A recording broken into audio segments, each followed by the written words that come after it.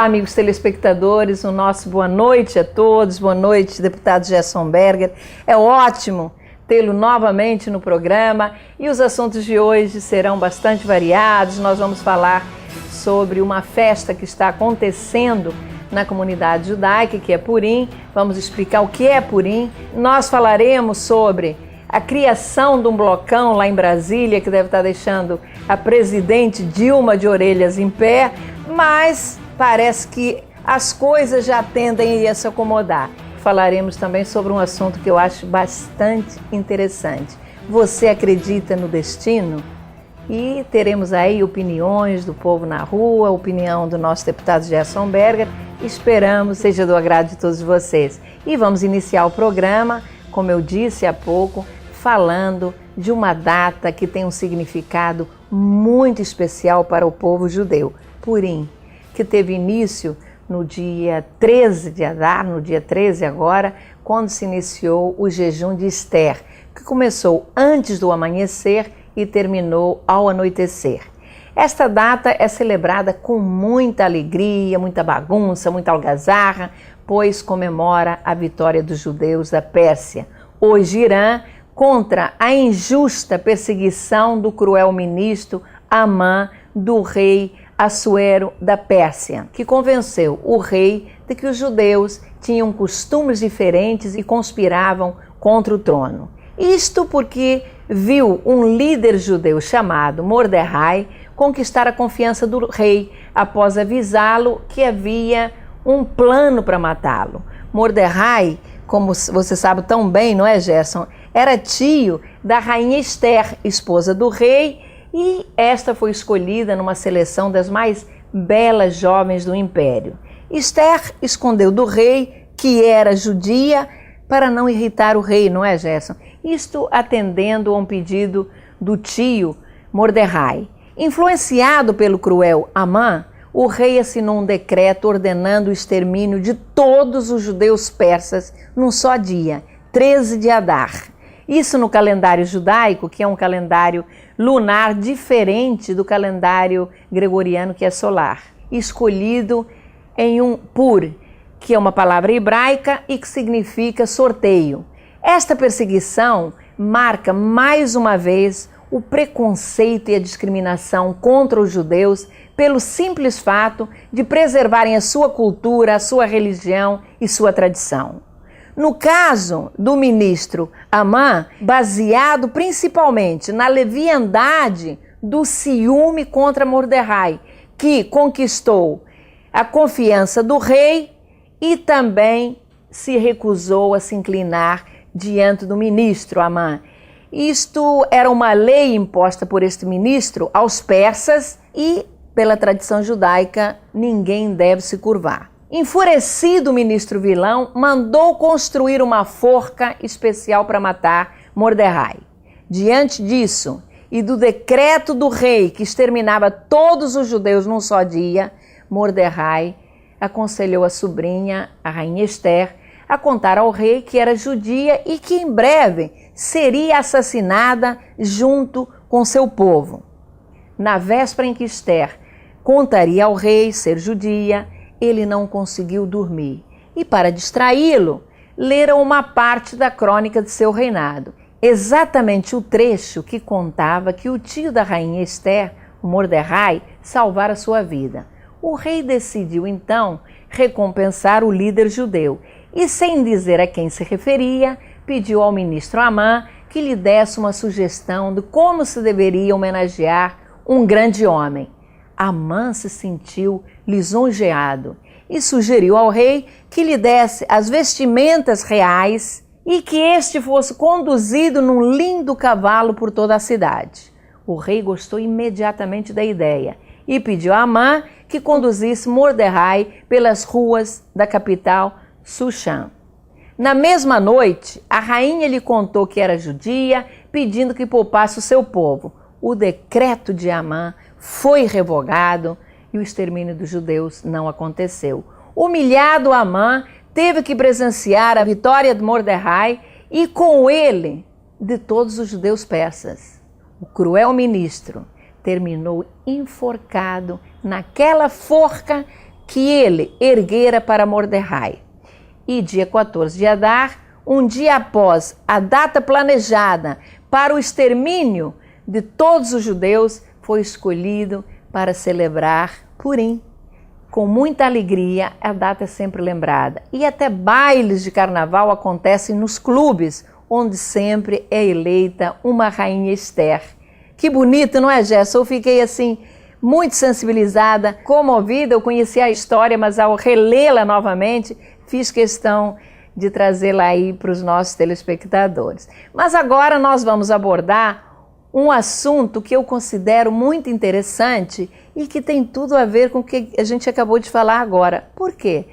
Porque que o rei escolheu exatamente, no meio de tantas belas mulheres, uma mulher judia que depois viria a salvar o seu povo. Então, sem rodeios e após ouvir a opinião do povo também, que nós fomos às ruas perguntar o que a população pensa sobre um assunto que eu considero extremamente importante. Você acredita no destino? Vamos às ruas. Eu acho que nós estamos aqui para resgatar aquilo, para quem acredita, resgatar alguma coisa do nosso passado. E dependendo até melhorar a nossa vida. E as pessoas de repente reclamam, porque minha vida está assim, está assado, mas eu acho que isso aí é mais o que nós somos responsáveis pela vida que a gente tem. Se ela é ruim ou não, aí não tem que culpar o destino. Porque nós é que, vamos dizer assim, preparamos o nosso destino. O que eu acredito em destino é porque a gente vê tanta diversidade nessa vida. Você vê alguém que nasce, luta, batalha a vida inteira, não consegue, e outros que não fazem absolutamente nada e parece que tudo de bom cai sobre a cabeça da pessoa, né, não? Isso não se chamaria destino? A questão do destino, eu não acredito. Eu acho que a gente faz o destino, né? É lógico que tem algumas coisas que possam acontecer para a gente que independem da nossa vontade. Mas essas coisas acontecendo, dependendo da forma como a gente lida com elas, é que vem as consequências. Ou seja, o dia depois, na verdade, teve influência da minha participação, da minha ação. Né, do modo como eu relaciono com as coisas, com os fatos, não que isso esteja predestinado. Essa é a minha visão. Eu acredito, sabe o quê? Que o destino quem faz é a gente. Não, eu acredito em Deus, acredito numa luz maior, numa força maior, mas em termos de destino não, você fabrica o teu próprio destino. Por exemplo, eu estou com uns problemas de saúde, sabe quem é o grande culpado? Eu. Então não é o destino me reservou isso. Eu me tornei culpado disso por não cuidar adequadamente. Acho que a minha própria filosofia de vida, que não é uma religião, que é o kardecismo, que diz que o acaso não existe. Existe o destino. Vocês estão vendo que a opinião na rua é bastante dividida. Da minha parte, afirmar que existe destino é um tanto arriscado. Por isso não tenho uma resposta definida. As coincidências da vida nos levam a suposições e até a acreditar no destino. Vejam, muitas vezes a vida está programada minuciosamente para algumas coisas que possam acontecer de uma determinada forma. De repente, do nada, um acontecimento inesperado muda completamente a vida de pessoas e até de famílias. Lembro-me de uma senhora que, muito transtornada, me procurou no meu consultório de psiquiatria e me relatou que, atendendo a uma vontade do filho, que sonhava esquiar, negociou um pacote para ele ir para Bariloche. Entretanto, o agente de viagem propôs um outro local, o Canadá. O filho aceitou e partiu. Durante a viagem, ele, ao atravessar uma ponte, ela ruiu. e o rapaz morreu na queda. Essa mãe, em desespero, repetia: ah, se meu filho tivesse ido para Bariloche, ele ainda estaria vivo. Maldito agente de viagem que encaminhou meu filho para a morte. Foi submetido a sessões de psicoterapia e alguns meses depois, numa outra consulta, ela me disse: doutor, estava escrito o destino do meu filho. O que responder para essa mãe? Apenas concordar, até para aliviar o seu sofrimento.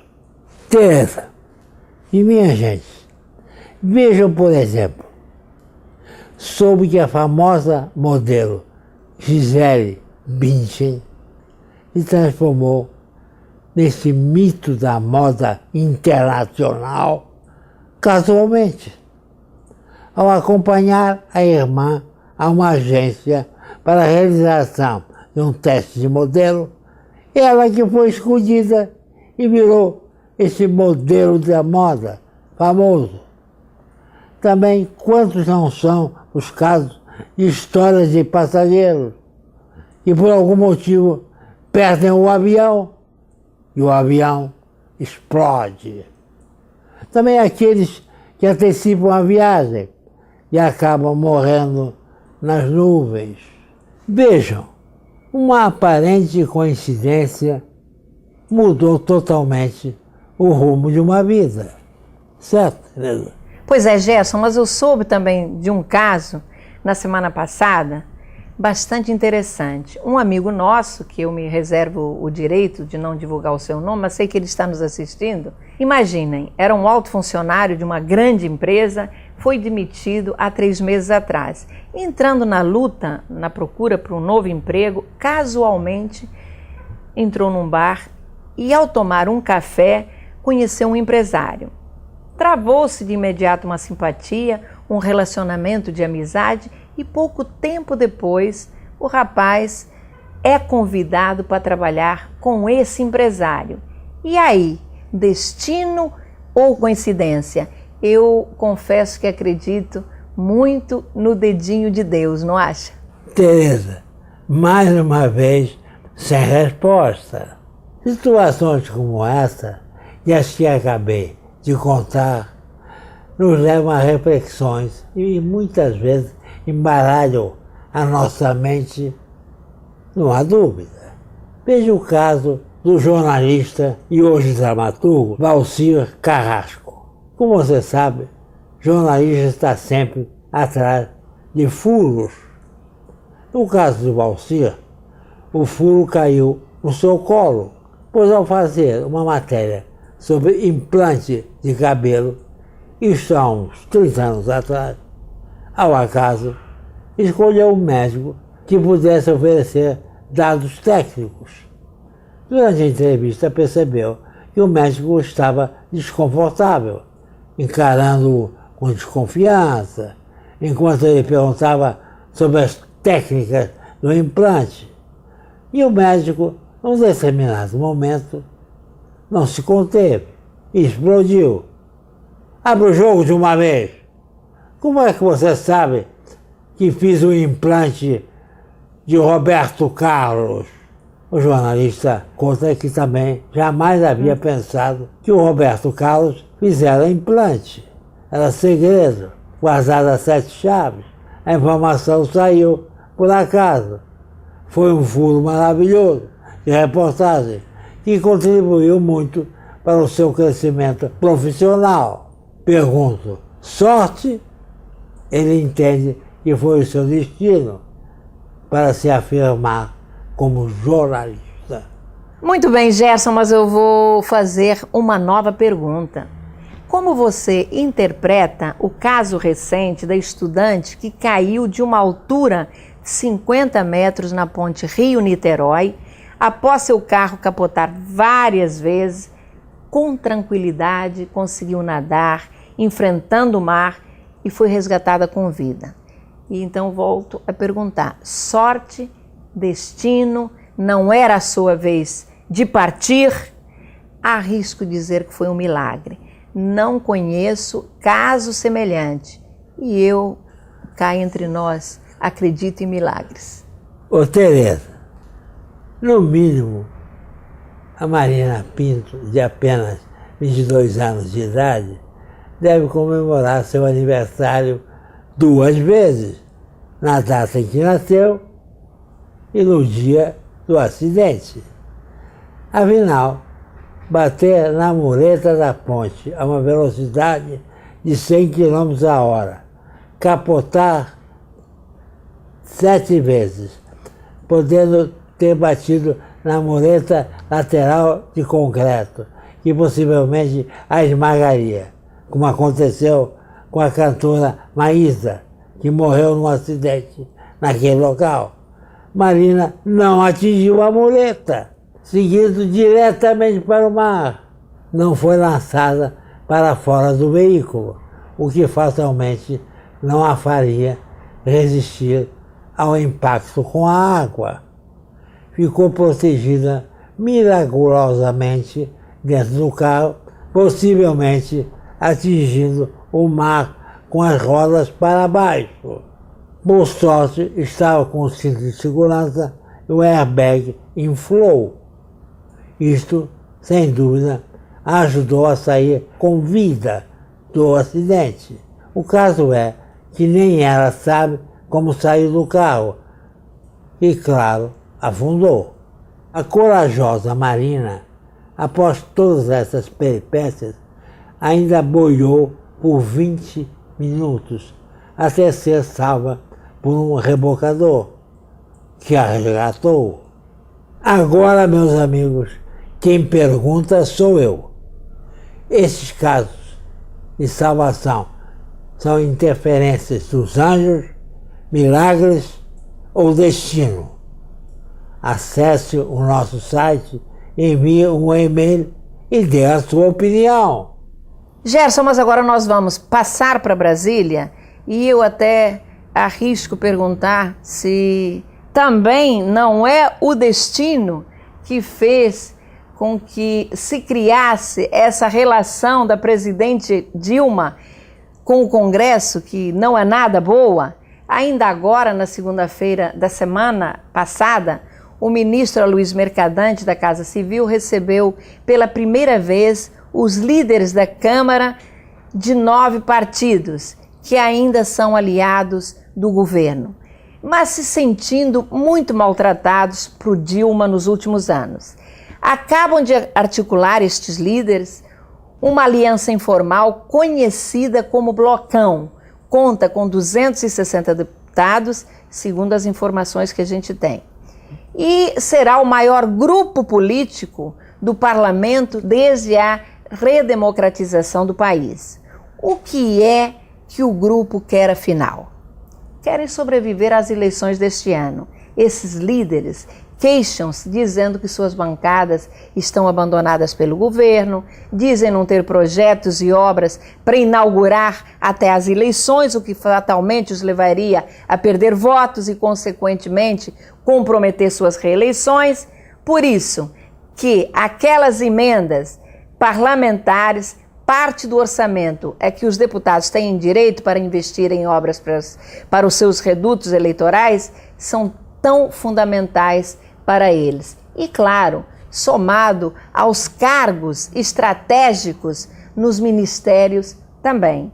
É de lá que o governo despacha verbas que beneficiam diretamente os eleitores, como a construção de estradas, hospitais, escolas. O problema é que desde o começo do governo Dilma, embora prometa, o Planalto não libera nem uma coisa nem outra.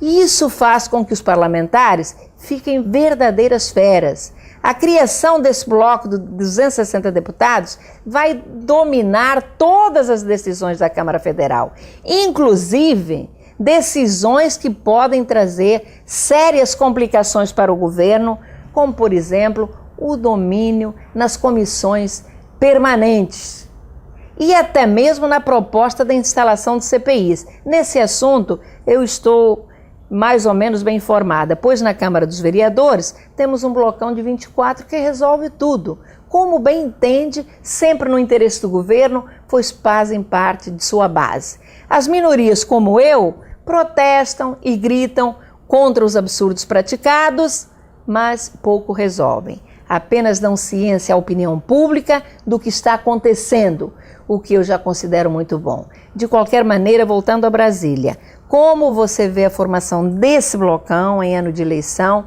vai mudar o comportamento da presidente Dilma em relação aos deputados ou vai deixá-la pelo menos insegura? Não, Tereza. Isso somente poderá vir a ocorrer caso Dilma perceba que corre risco de não se reeleger. Enquanto os ventos soprarem a seu favor, ela continuará ignorando o Congresso. A presidente Dilma não gosta de políticos.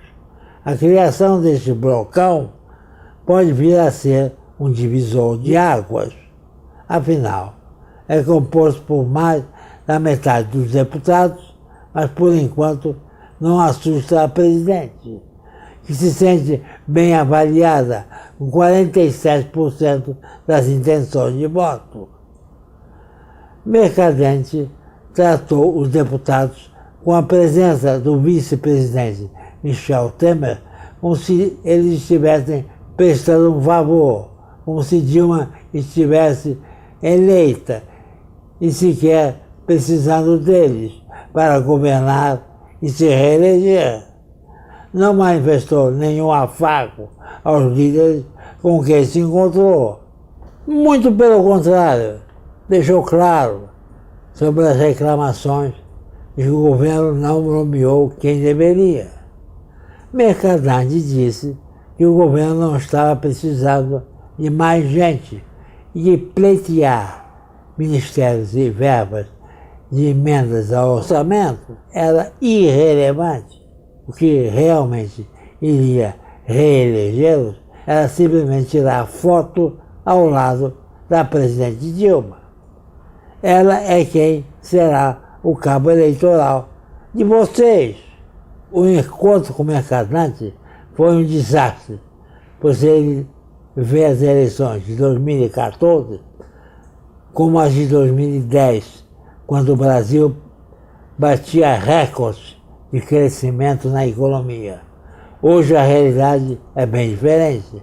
Além disso, não possui o carisma de Lula. A economia brasileira está travada. Protestos ameaçam a Copa e os projetos do governo não saem do papel.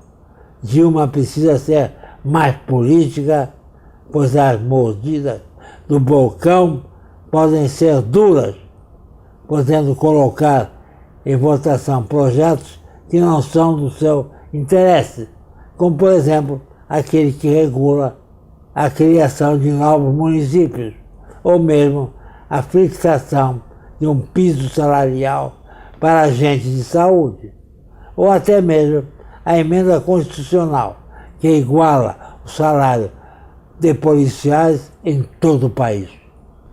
Hoje, o relacionamento de Dilma, da presidente, com o Congresso é tão ruim que os líderes foram avisados que Dilma não pode mais receber nem o presidente da Câmara, Henrique Alves, nem o líder do PMDB, Eduardo Cunha. Acontece que a presidente Dilma também não pode esquecer que seu tempo de televisão depende destes líderes a quem ela não dá importância. Enquanto isso, Aécio Neves e Eduardo Campos, também candidatos a presidente da República, veem de bom grado o racha da presidente com seus aliados. Pois é, Gerson, mas a presidente Dilma já começou a perder na Câmara e agora fomos surpreendidos com a sua decisão de entregar 2 ministérios para o Eduardo Cunha, embora o PMDB diga que não está atendendo a bancada. Vamos ver no que isto tudo vai dar. Em ano de eleição, infelizmente, tudo é possível. Gerson, chegamos ao final do nosso programa. Eu agradeço mais uma vez a sua participação, a você, amigo telespectador. O nosso muito obrigada por ficar conosco durante esses 30 minutos.